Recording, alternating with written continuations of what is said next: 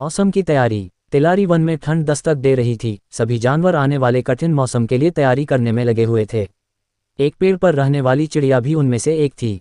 हर साल की तरह उसने अपने लिए एक शानदार घोंसला तैयार किया था और अचानक होने वाली बारिश और ठंड से बचने के लिए उसे चारों तरफ से घास फूस से ढक दिया था।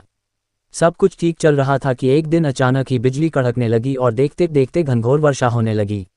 बारिश से ठंड भी बढ़ गई और सभी जानवर अपने अपने घरों की तरफ भागने लगे। वह चिड़िया भी तेजी दिखाते हुए अपने घोंसले में वापस आ गई और आराम करने लगी। उसे आए अभी कुछ ही वक्त बीता था कि एक बंदर खुद को बचाने के लिए पेड़ के नीचे आ पहुंचा। चिड़िया ने बंदर को देखते ही कहा, तुम इतने होशियार बने फिरते हो तो भला ऐसे मौसम से बचने के लिए घर क्यों नहीं बनाया? ये सुनकर बंदर को गुस्सा आया, लेकिन वह चुप ही रहा और पेड़ की आड़ में खुद को बचाने का प्रयास करने लगा।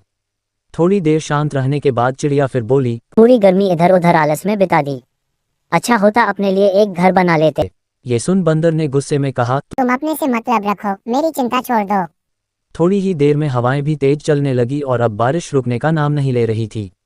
बेचारा बंदर ठंड से कांप रहा था और खुद को ढकने की भरसक कोशिश कर रहा था, पर चिड़िया ने तो मानो उसे छेड़ने की कसम खा रखी थी। वह फिर बोली, काश कि तुमने थोड़ी अकल दिखाई होती तो आज ये हालत नहीं होती।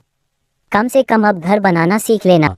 इतना सुनते ही बंदर गुस्से से तुरंत ही पेड़ पर चढ़ने लगा और बोला, भले मैं घर बनाना नहीं जानता लेकिन मुझे तो ना अच्छे से आता है। और ये कहते हुए उसने चिड़िया का घोंसला तहस नहस कर दिया। अब चिड़िया भी बंदर की तरह बेघर हो चुकी थी और ठंड से कांप रही थी। सीख, हमेशा अपने काम से काम रखो। यदि आप मदद नहीं कर सकते हैं तो उसे बेकार के उपदेश न दें।